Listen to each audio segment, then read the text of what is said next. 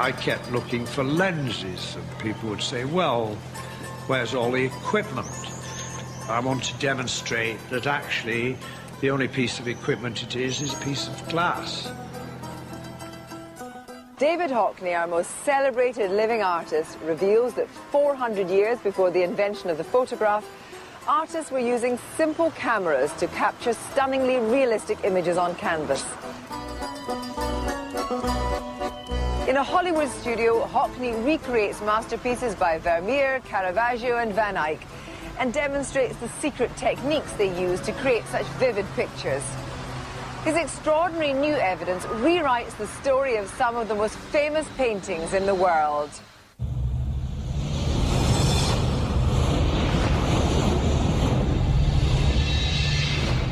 And the thrust looks good. All engines, all sources show the second stage is burning perfectly. Roger, 7. You have a go. At least 7 orbits. We thought we saw the 20th century on the news, film and elsewhere better than any previous century. Although we could say we did not see it at all, a camera did. Up to 160 years ago, all images were made by artists. Chemicals replaced them.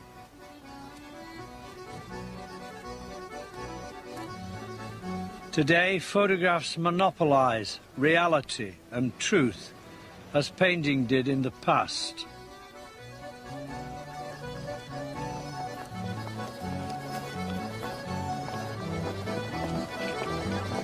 No electricity involved in this picture. It's done purely optically and very clear and very beautiful.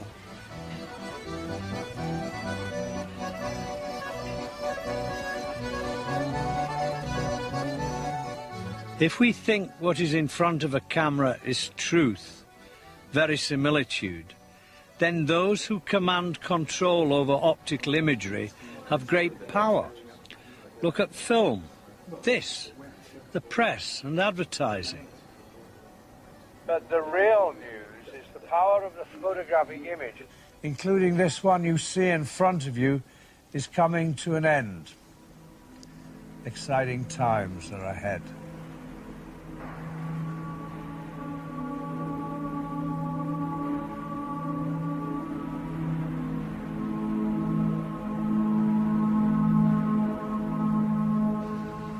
Here we are in the Hollywood Hills. Below are the lights of Studio City. We're all hard at work here making pictures in studios. I've been designing my own kind of Hollywood set. Here it's representing Renaissance Florence, Bruges and Ghent. They look brand new as they did 600 years ago. Because this is a set in Hollywood, this is Hollywood too. Florence, Bruges, Ghent and Hollywood. 4 cities deeply involved in picture making.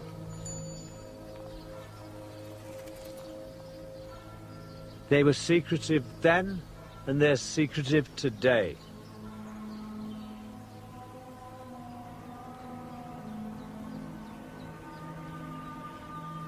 On this set and in other real places, I'm going to make experiments that I hope will begin to reveal secrets of how these pictures were made over the last 600 years. Think of these words: real, natural, photographic, true to life. What do we mean when we use these words? Why does this Byzantine Christ look like this Van Gogh? This all started with a hunch. Ingres, the great 19th century French portrait painter, he had a show at the National Gallery in London with drawings made of English tourists on the Grand Tour going to Rome. They are beautiful drawings of Rather wonderful looking characters, rather grand, all putting on their best clothes.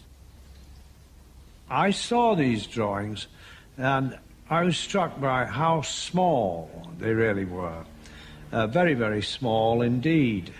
The scale I would draw ahead, you kind of draw what you call sight size, which is bigger than these drawings. So I noticed this incredible accuracy about them, almost a photographic quality.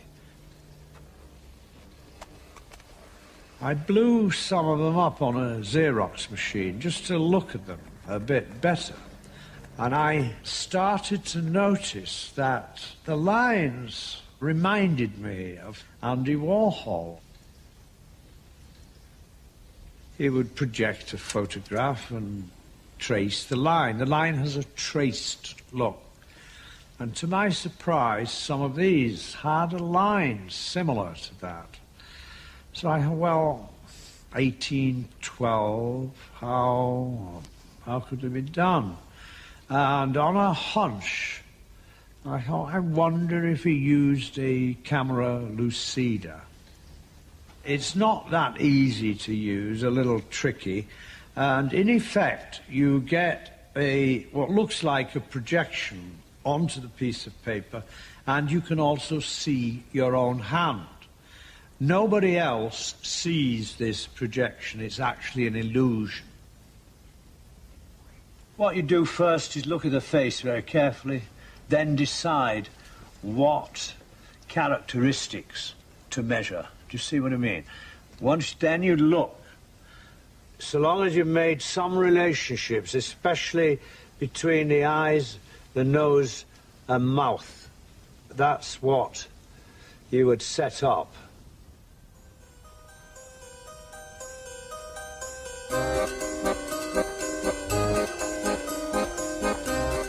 In my studio, we pinned up hundreds of colour photocopies of paintings. Paintings which seemed to have an optical look and paintings that did not. Slowly, we got a kind of order. I put Northern Europe at the top and Southern Europe at the bottom. The wall was necessary because I could then sit back and scan centuries of Western painting. We worked back further and further, and finally we got to a date where beyond that it is very different. And that date is approximately 1420. That date is when a big change occurs. That's been observed by every art historian. The explanations for it are everybody could suddenly draw better. Really?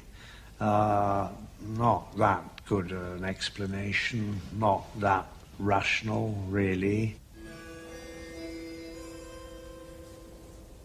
So, we are focusing on this sudden change that happened. So what is an explanation?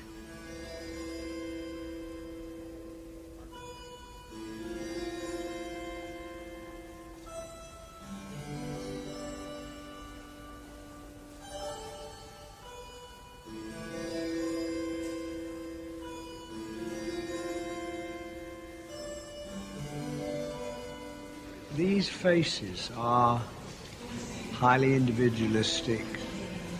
They seem like very, very real people. These were unprecedented at the time. I mean, people came in to see these, all admired them. They seemed vividly real.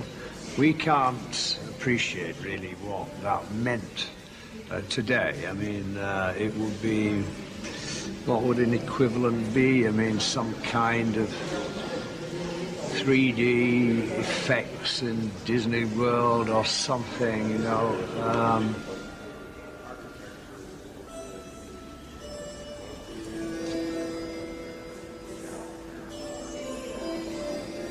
There is very strong lighting on the faces generally, there is a very strong contrast. The strong contrast like that is really made with the sun.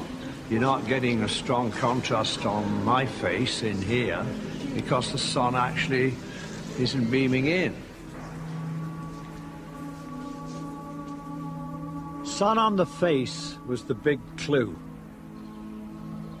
It is even more obvious in Northern Europe, Bruges and Ghent, individuals true to life and again brightly lit.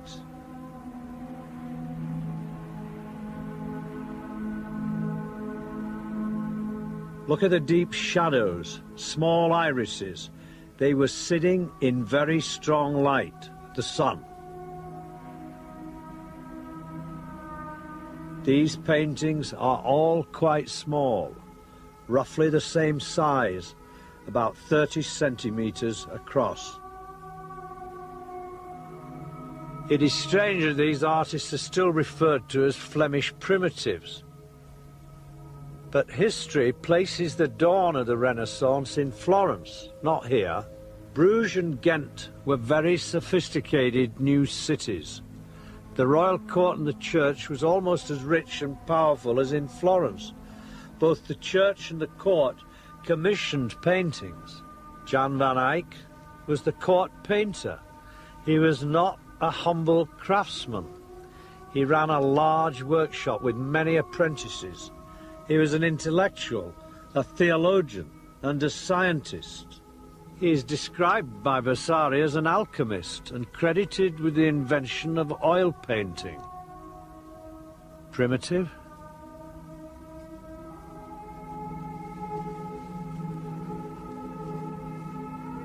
You are totally knocked out when looking at this picture. It's unbelievably rich in detail in every single part of it. The textures of cloth. The canon is holding a book with a kind of chamois leather that wraps the book.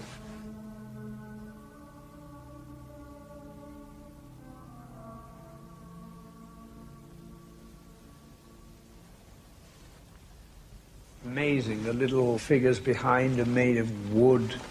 Your eye can tell that. You can tell everything about the textures of the cloths, the incredible detail in the bishop's staff.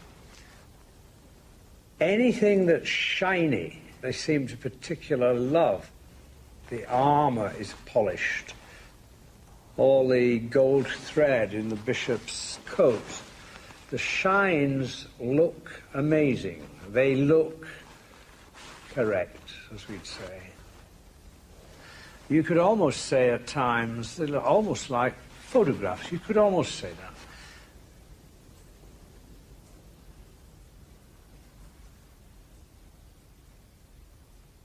It was that photographic look that I was beginning to see. I began to look at patterned fabrics. This is Masolino, Masaccio's teacher, 1425. He's made no attempt to describe the form under the fabric. The pattern is painted flat.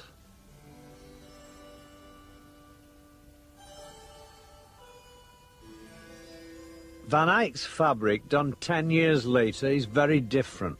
See how beautifully the pattern follows the form. Absolutely believable on the surface.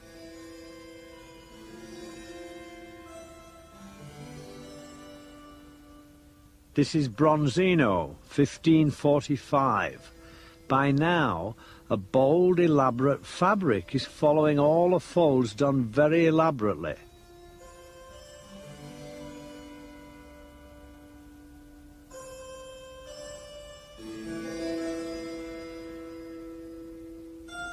Now, armour.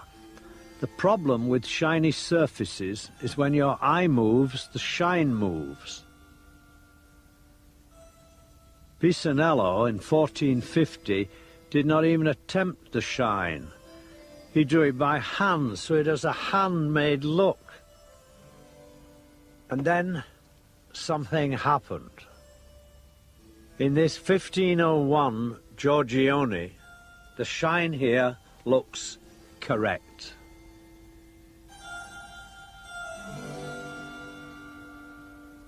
By 1625, Van Dyck's armour with a delicate etched pattern could almost be a photograph.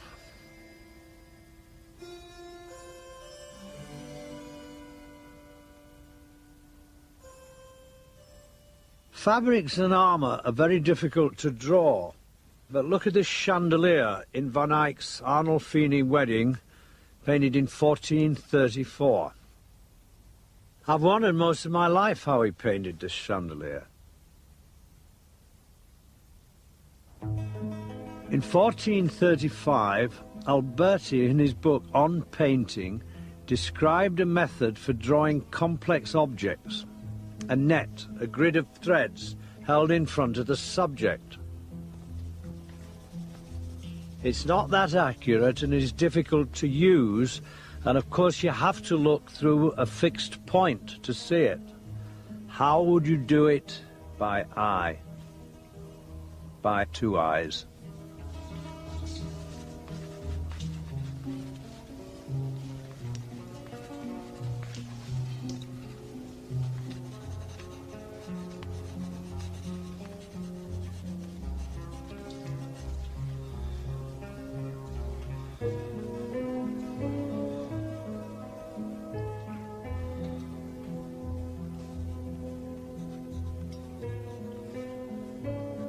Anybody who knows the slightest thing about technical drawing, tracing, architectural drawing, engineering drawing, anything, will know that what I was trying to do on this piece of paper was conceptualize into two dimensions this fantastic, complicated, marvelous chandelier that appeared in a painting in 1430.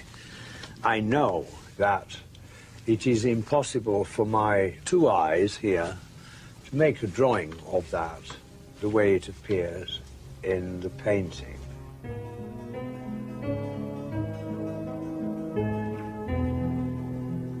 With a computer, you can turn the chandelier around. The very fact you can do this tells us that it is drawn in perfect perspective from a single point. And yet the methods for drawing something this complicated did not exist for at least another century. So how did artists in 15th century Bruges do it? Well, today they would have used a camera to take a photograph, a slide, project it onto the canvas, and then trace it. There are descriptions 100 years after Van Eyck of dark rooms with a lens called a camera obscura, which simply means dark room.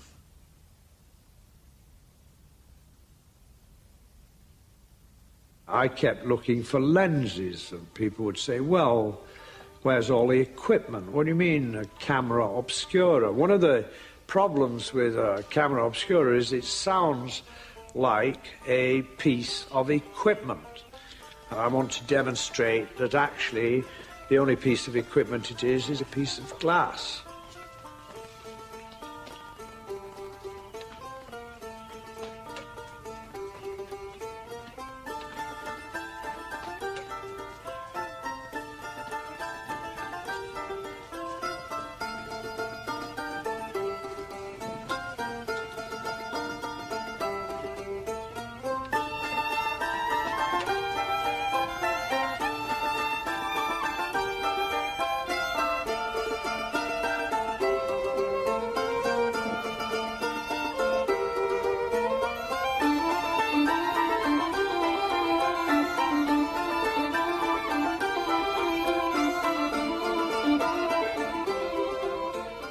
In the 1700s, we know Canaletto used a camera obscura. Many artists did. This is by Reynolds. Reynolds certainly owned one. It's in the Science Museum in London. He obviously didn't tell everyone. It folds up to look like a book. But in the paintings of Vermeer done in the 1600s, we see the most vivid use of optics. They have a photographic look. This basket is out of focus. The eye does not go out of focus. How did he paint this fabric and the map and this chandelier? By eye?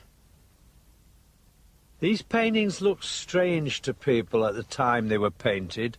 The foreground objects seemed too big, but not to us. We are used to looking at photographs.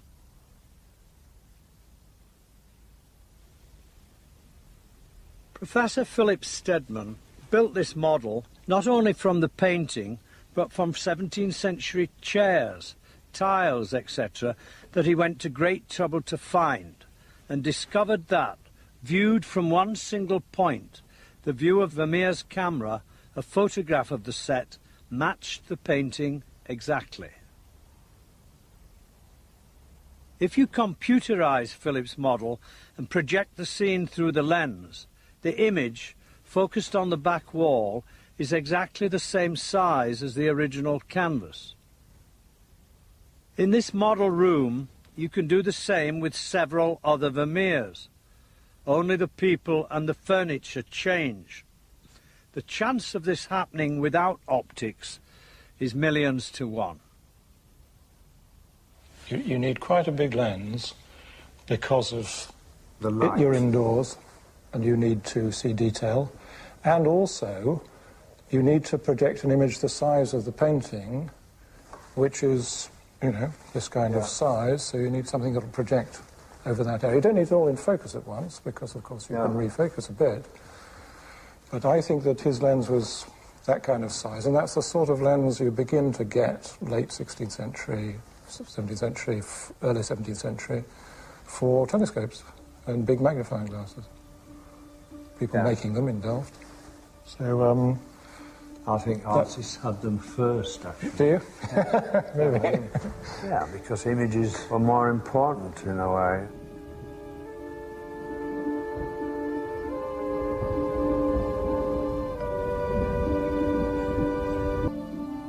When we were constructing the wall, one picture we found was a picture by Lorenzo Lotto. I think it's 1545. And there is an elaborate tablecloth.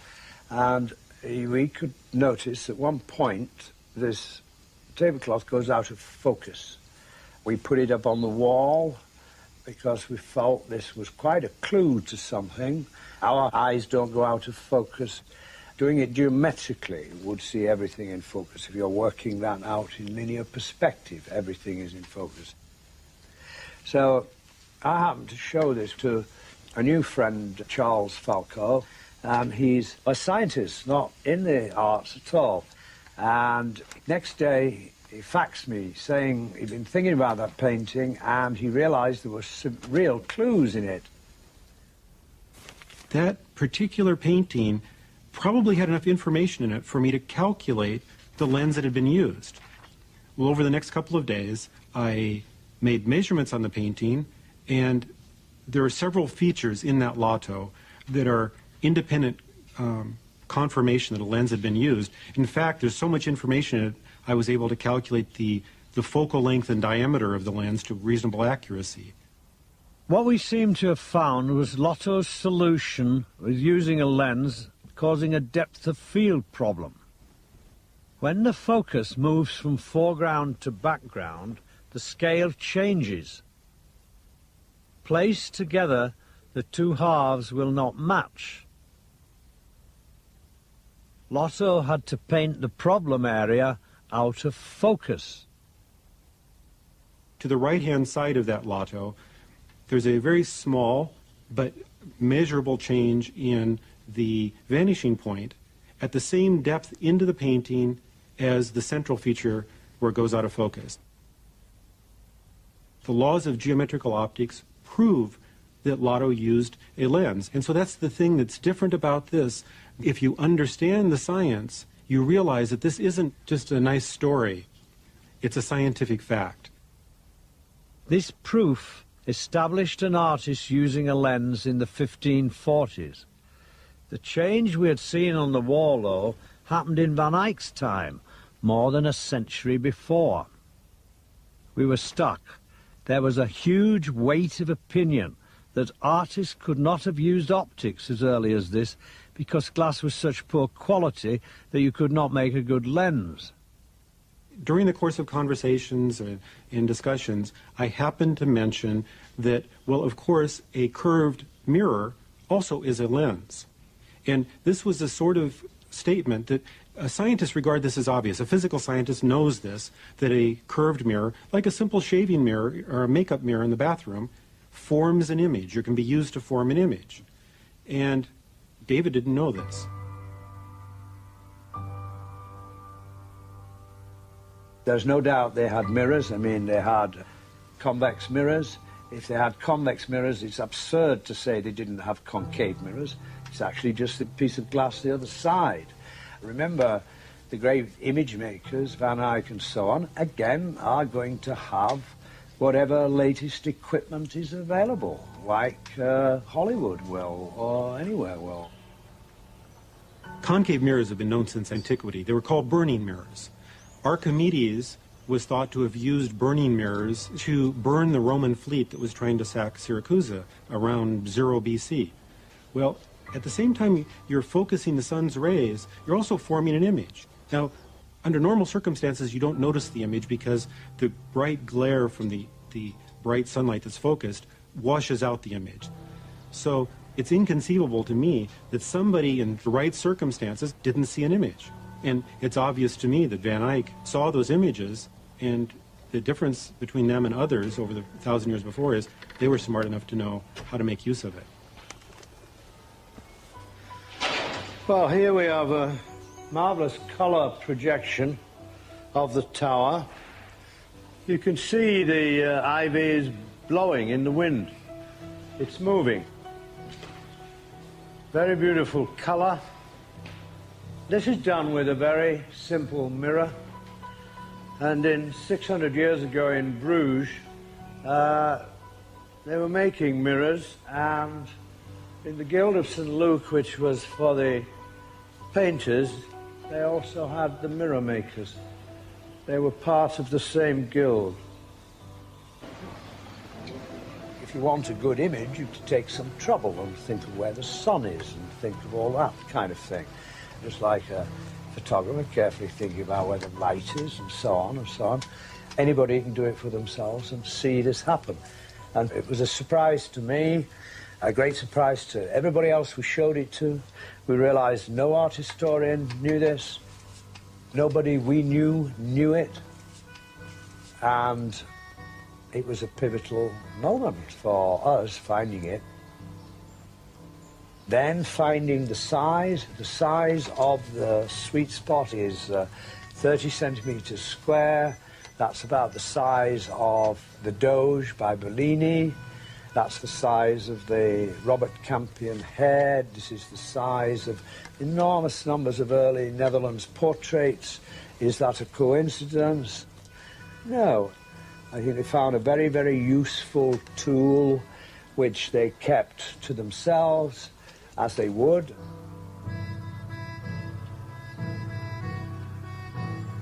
Van Eyck never wrote down any formulas whatsoever for the marvelous glazes he was using. They were not written down, probably in case somebody else got them who he didn't want to have them, who was a rival. Meaning they were in business and he needed other things, so he's not going to tell them exactly how he does things. When we made the first image with the mirror, it was deeply exciting. I knew we'd discovered something rather big. We were setting up a still life based on the Cotin painting of the cabbage on the string, and unfortunately the cabbage started spinning round. It didn't stay still. But I went into the dark room to see it, but there on the projection was the cabbage spinning. And I realized this is a colour movie. It moves. I mean, there it is. It's spinning. It's quite beautiful. Of course, it's upside down. The string's coming from the bottom. And I then realized, my God, this is a movie in colour. They must have seen it 600 years ago. And actually, there's a straight line from this to the television picture of today. And it goes all the way through European painting. That dawned on me. I think nobody's observed that before. But it has to be true, actually.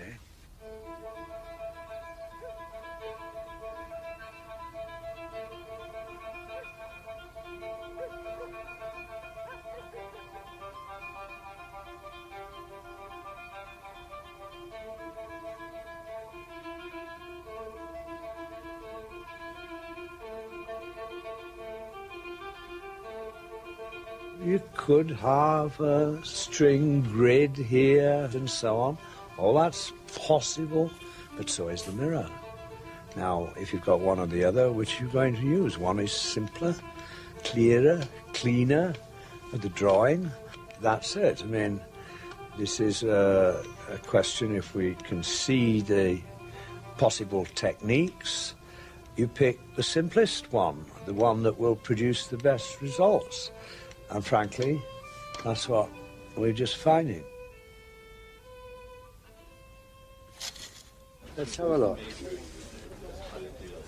Just knock that off a minute. Just measure half, David. It's not properly lit. We're getting near. Wait a minute, yeah. We're getting near. We're getting near. Wait a minute. Yeah, go back further, Stan. It's a bit bigger. Can you go back further? And as you go back further, I think we get more in focus. Do you see? Should do, yeah. Yes. This projection is now about exactly the size of the chandelier in the painting. This is approximately 8 inches across. It is precisely the size. The mirror making this projection is about 5 inches across. It is small, and it is very sharp, it is very clear. The sun would be giving this light, but you could see how this incredibly difficult perspective, if it had to be drawn mathematically, how difficult it is. I'm just doing this very crude, but you can see the highlights, very similar to in the painting. You see, I'm just measuring little things. It will be extremely difficult to get these shapes, negative shapes, positive shapes, but here you can see it. The curve at the top is precisely how it is in the painting, these curves. If you can't see what I've done, but if you take a candle and then I cover up the mirror, you can see I could plan the curves. They're rather crude, I'm doing them quickly, but you can see it opens the process, it opens the method of doing it. You take the candle away, take the hand from the mirror, it comes back. This is very, very, very strong evidence, and I'll repeat now, I think, to look for evidence of lenses and mirrors, you look at pictures. Pictures give you evidence because lenses and mirrors make pictures. All the questions about where is the equipment seem to fall away. But something else was happening at this time in Florence, the defining moment of Western image making, Brunelleschi's invention of perspective. Perspective is an abstraction, a device for putting what we see in 3 dimensions onto a 2-dimensional surface. It gives us an illusion of space. Things are scaled as they appear to the eye from a single point, larger at the front and smaller at the back.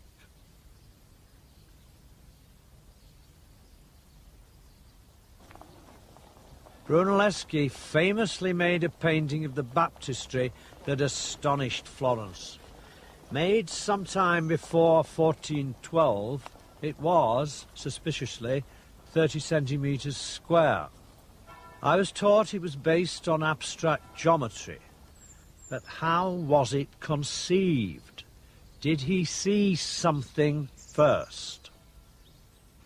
We went to Florence to do an experiment in the precise position where we know Brunelleschi painted his picture. 3 braccia, that is about 2 meters, inside the doorway of Florence Cathedral. Early in the morning the sun is on the baptistry, but inside it is very dark. It is a camera. Brunelleschi stood in this doorway, supposedly about 6-7 feet in the door, and made a panel of the baptistry. And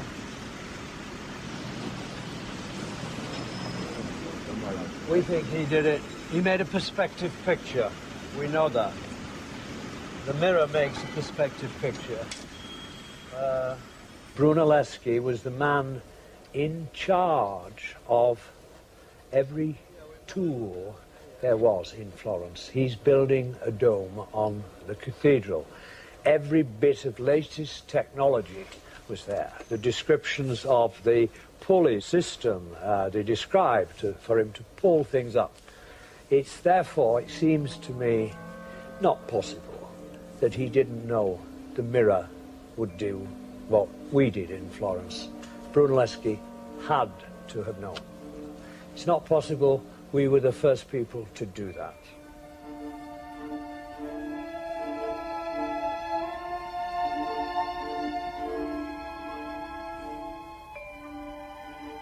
Using the mirror, he could only produce a small picture, about 30 centimeters square. But by extending these lines of perspective, he could create what all artists wanted, a bigger space and a bigger picture. That way, of course, makes you one fixed point out here. That's what it would do, and a mathematical point at that. Somehow, they never did that in Bruges. In Bruges, it would seem to me, if their picture is this size because of optical projections, and they wanted to make them bigger, they somehow add like this, because it has an effect of making you close to everything. This is The Last Supper by Dirk Boots. It has a kind of perspective. Things are bigger at the front and smaller at the back, but not precisely scaled as in Italian paintings. Parallel lines do not all meet at one point. It's a collage of separate mirror lens views, each one precise, accurate, and optical.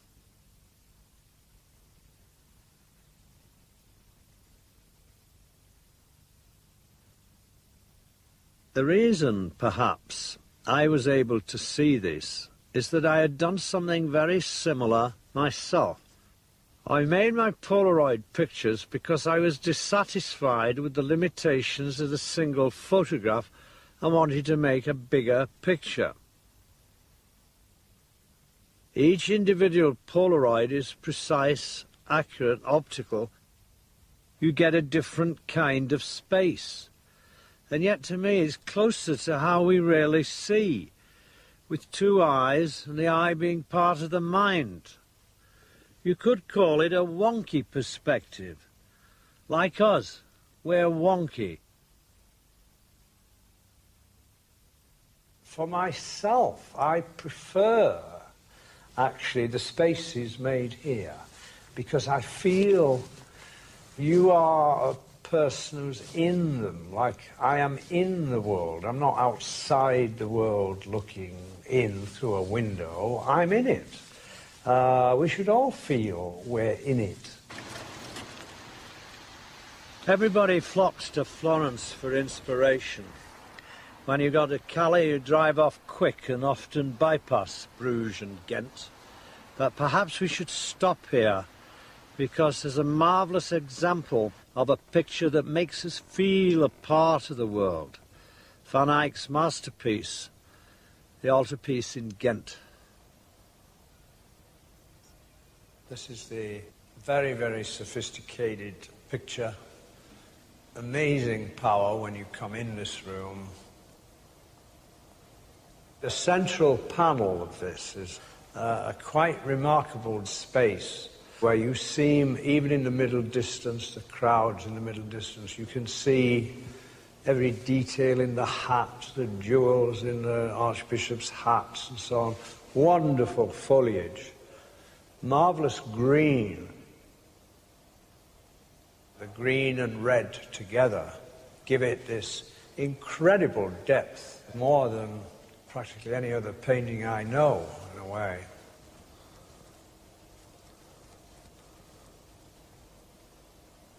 I've just put together a reproduction of a desert high road I'd done 16 years ago, and I put it next to the centre panel here. And I immediately saw there must be similar principles at work here. In the Pavlosov Highway, it looks as though you're stood outside the picture at first. But you don't remain outside very long, because actually I was never stood outside any area. You were close to everything. A stop sign, I was up a ladder doing it. You were close to it. Somehow Van Eyck was close to everything here until you get to the far distance. But the groups in the front, you feel close to them. You see wonderful detail, meaning you have to be close to see that detail. You see it in the middle distance as well. And I remember walking about this thing. I was not stood in one, yet I made a still picture. This is a still picture, but it's a moving picture in your head, actually.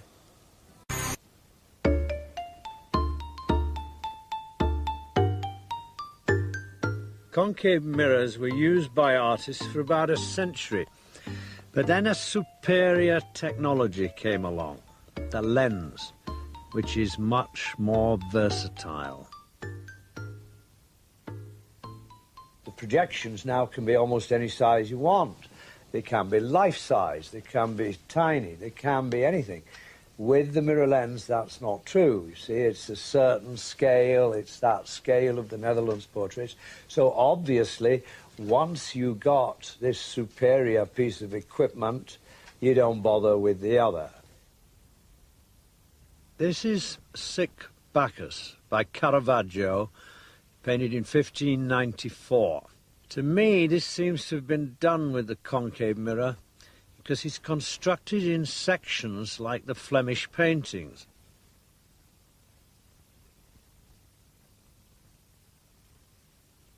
Now look at this one, painted a year later. The space is quite different.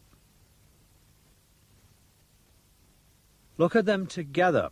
The one on the left is much closer to you. It seems more like the Flemish painting. The one on the right is set back further, more like a photograph. These two paintings, it seems to me, show the move from mirror lens to lens.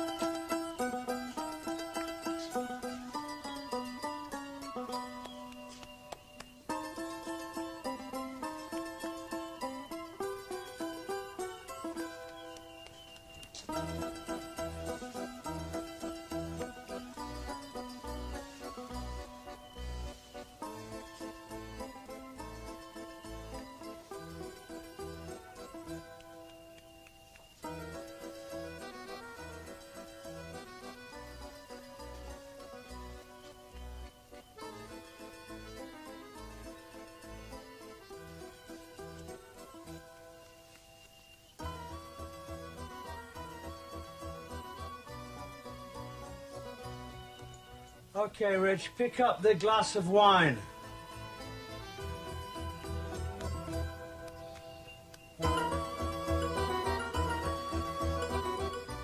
Pull it back to you a bit more. Hold it there.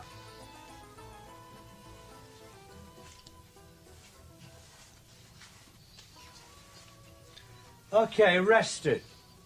Put it down.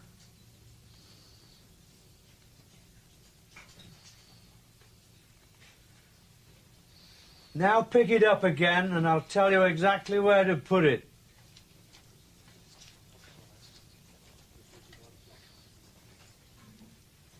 Now down a bit. Down a little bit. Okay. That's how, if he rested, he would get it back. And Caravaggio did make marks like that in the paint. But there was a slight technical hitch using a lens. Unlike the mirror lens, the picture is reversed.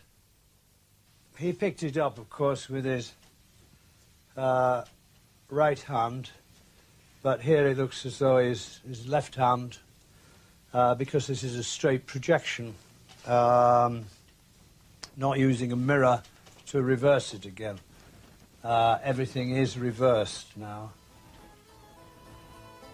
Once I realized this, I started to notice a large number of left-handed drinkers, never seen in Giotto, by the way. When you reverse the paintings, the amazing thing is they look more harmonious and natural.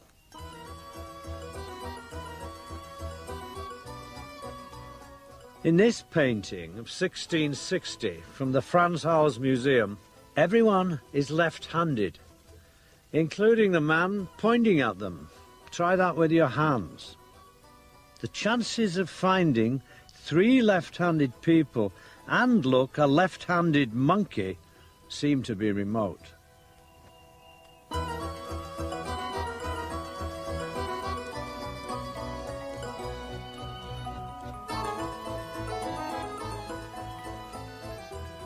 Eventually, artists found a simple remedy to this problem. Bounce the image from the lens onto your canvas with a flat mirror. Of course, this is another piece of equipment and very expensive. Pick the wine glass up, Rich.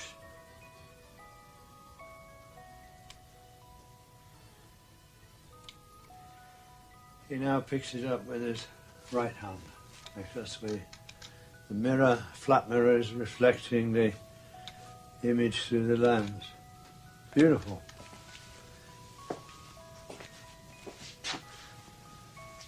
Beautiful.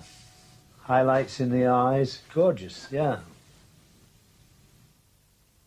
Once you begin to see the optical base, you notice other strange things. Parmigianino's lady has a massive right shoulder. In Van Dyck's Genovese lady, if she stood up, she'd be 12 foot tall. The Peasant Wife by Georges de la Tour has legs out of proportion to her body. She seems to be on stilts.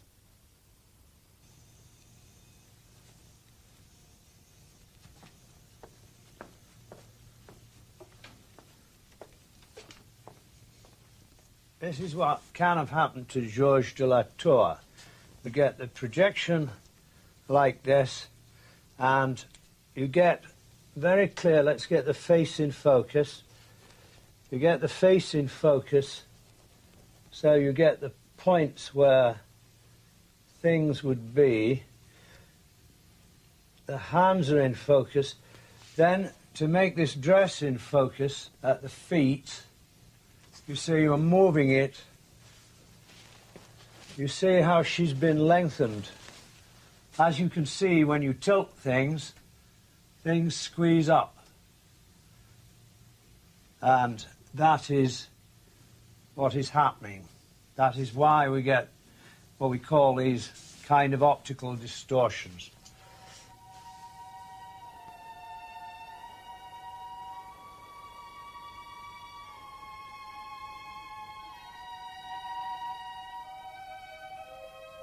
You see, it's a very simple way the lens can move. It just tilts that way or that way. It can also actually tilt this way and this way. It's now going out of focus. As I'm tilting the lens, it would focus something else. From about 1500 to about 1860, you never see a badly done basket.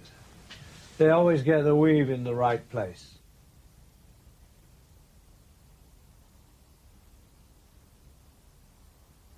The projection itself here is just simply ravishingly beautiful. The different tones of greys that are set up here, tiny highlights you can see.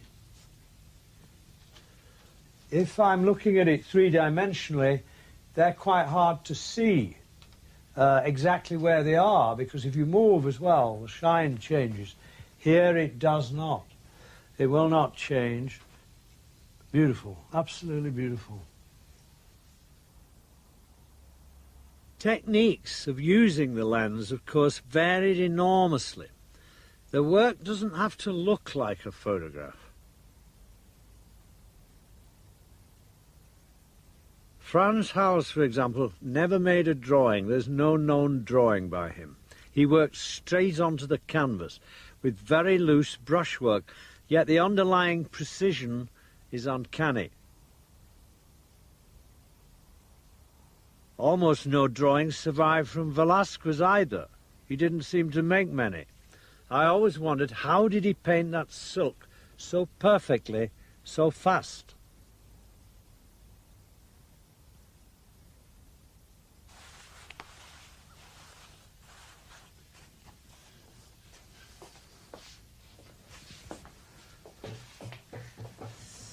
Well, I'm only pointing out here, say, this red satin. Now, of course, this isn't the real Pope. This is a Hollywood Pope.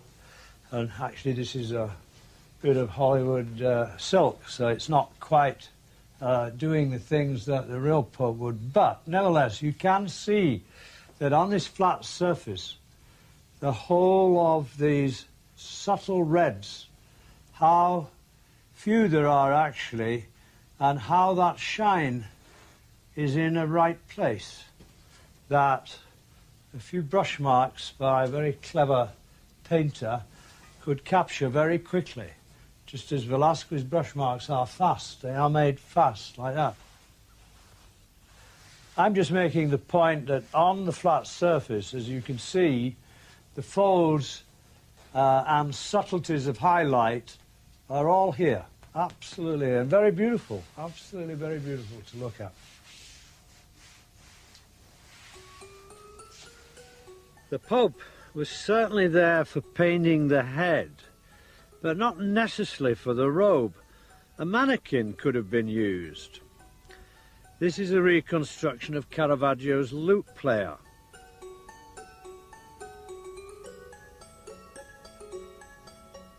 Once you see a projection like this, you fall in love with its magic, capturing the three-dimensional world on a two-dimensional surface. For an artist to see it is to use it. They would have been thrilled. Of course, that not all artists would have used optics directly, but once one did, others would see the result and be influenced by the look. We still are.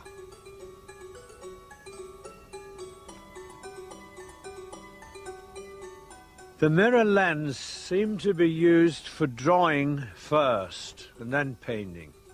But how can you use a lens to tell a story? The master of setting this scene seems to be Caravaggio. Let's look at the Card Sharks by Caravaggio. It's a story about deceit. There are three brightly lit figures in the painting, but he's used one model twice.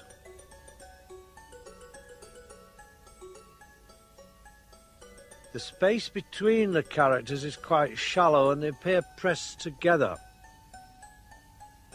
and the standing man is surely meant to be looking over the boy's shoulder at his hand of cards, but there seems to be some confusion. He's actually looking at the back of the boy's head. Many people have suggested he was like a film director, and now, as a description, it seems not far from the truth. Okay, tell me when. I want to start soon because he's very hot. Yeah, let's go. Yeah. And the face is good. We're going to start. Sorry, you can't hear. Keep looking up, Rich. And we're going to start. Stay still.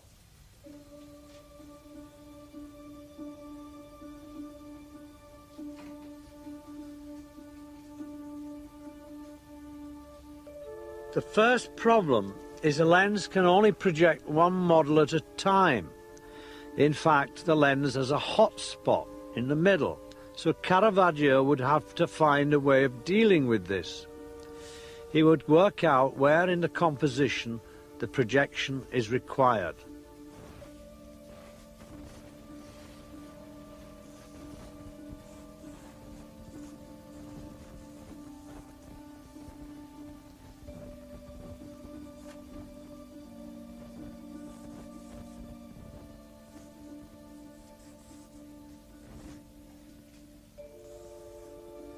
Now, wait a minute.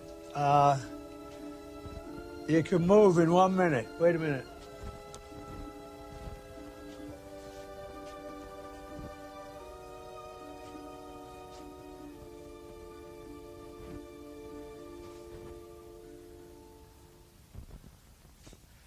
Rich, you can move away in... Now, actually. Go on, you can move away.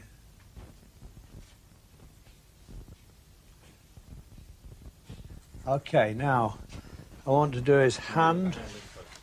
Another essential is to decide where to focus the lens.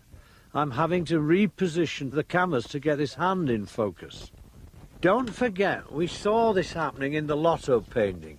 Changing focus changes scale.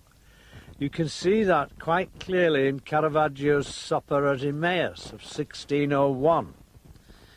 This hand here is bigger than the bowl of fruit.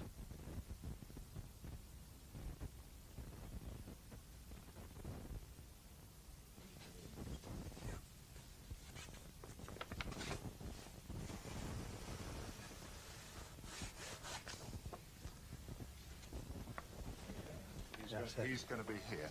That's it. It's going to be like this. Now we've got a rough position for the first character, we need to set up the position for the second character. I'll be using the same model like Caravaggio, but while the model is changing, I'm using a standing to set up the position as you would in a movie studio. Also note, it is the canvas that has moved position.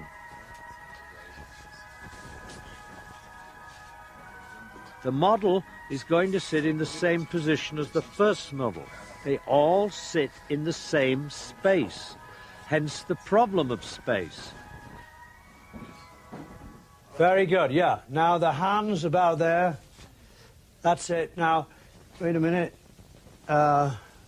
Put your hands round the cards better. You see?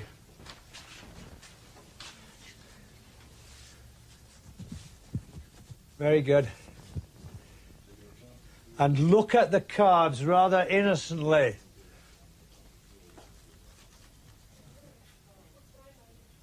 Yeah, very good. I just can't see his face very good.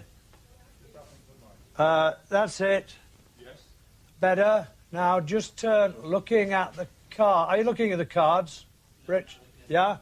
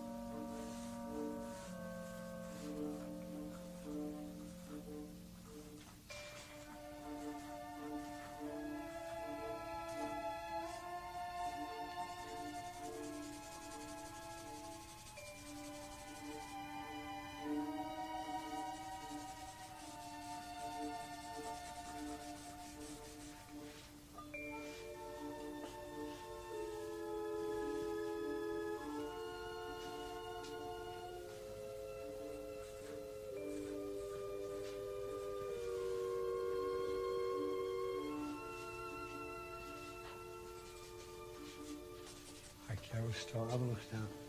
Let's do the other. Okay, you can move.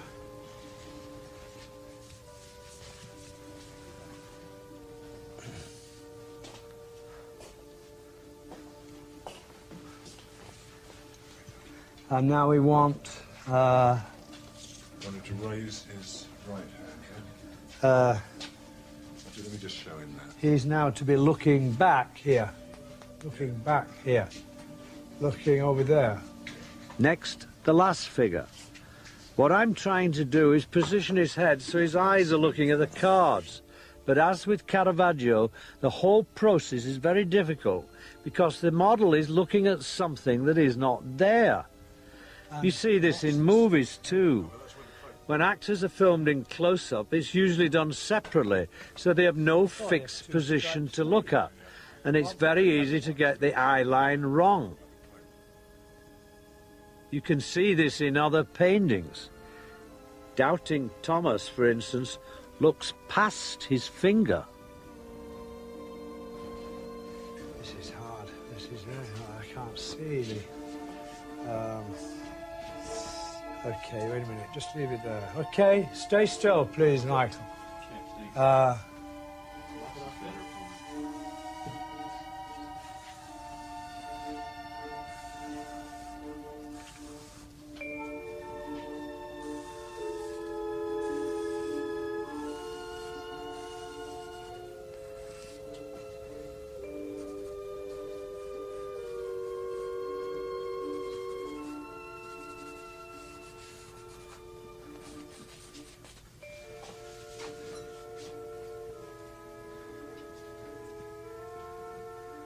More pattern there, that's all like that.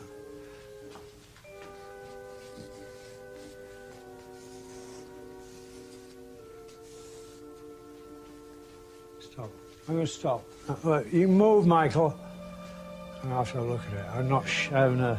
This is very hard. Yeah. Let's have a look at it, actually. Think of that? Bob? Yeah.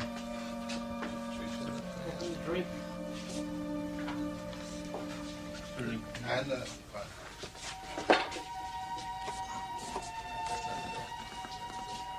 Of course, I knew about the problems afterwards, and we're still having problems of eye, line, scale, and so on.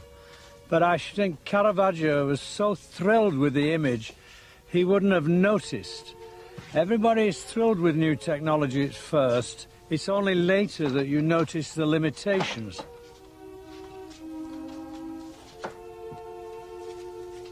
But his eyes are in the real painting are looking behind, actually. He did them like that, didn't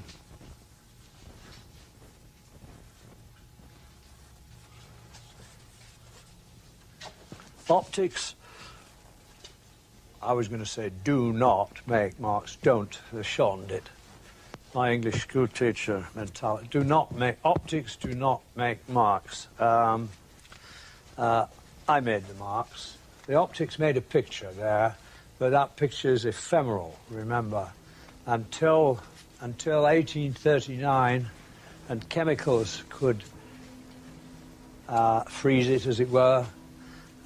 These images were there, but they were ephemeral, meaning they'd be gone. The only record made is some artists doing that.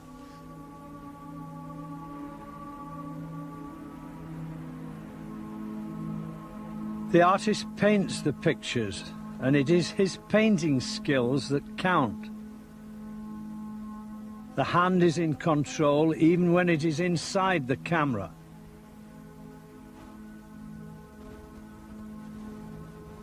And then in 1839, chemical photography was invented by Daguerre in France and Fox Talbot in England almost at the same time.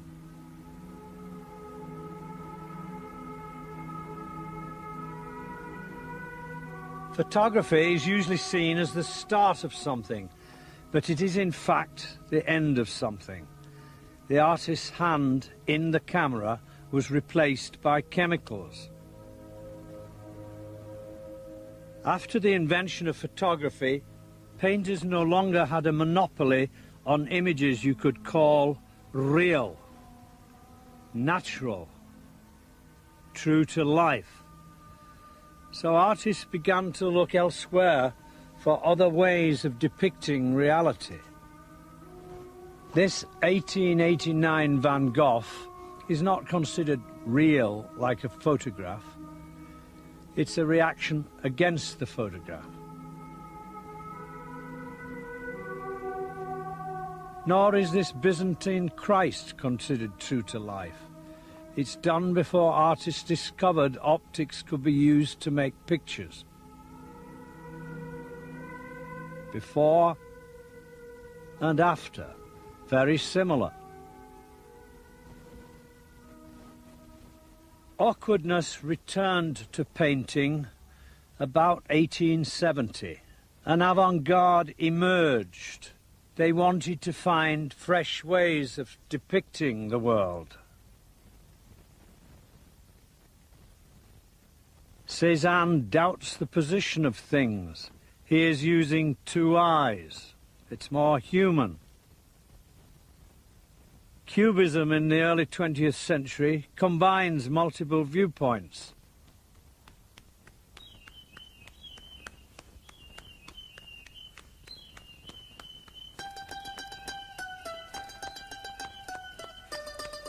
But in the end, the single viewpoint, the frozen moment, triumphed.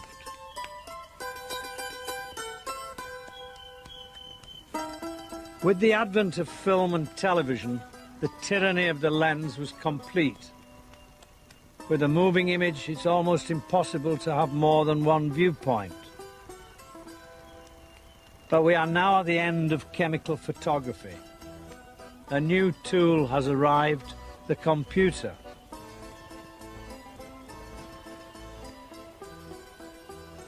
The computer allows us to manipulate images. Manipulate means to use the hand. The hand is back in the camera.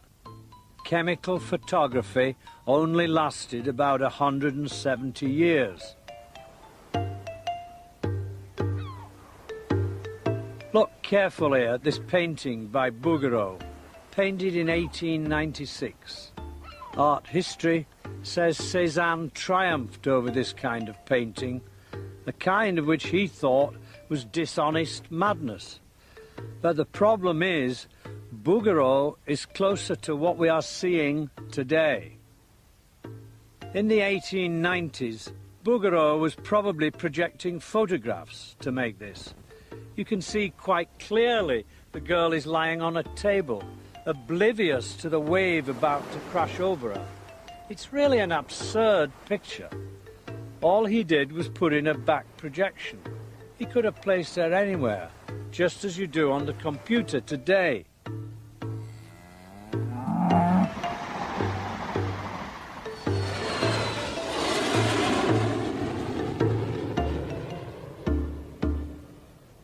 We seem to live in an arrogant age.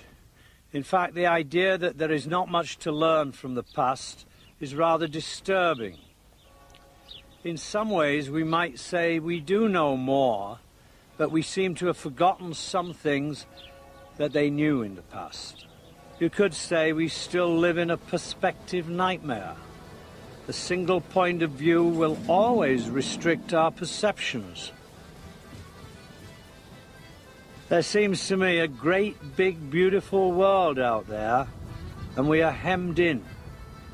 Don't you want to get out to see a bigger space, a bigger picture? I think we do. Exciting times could be ahead.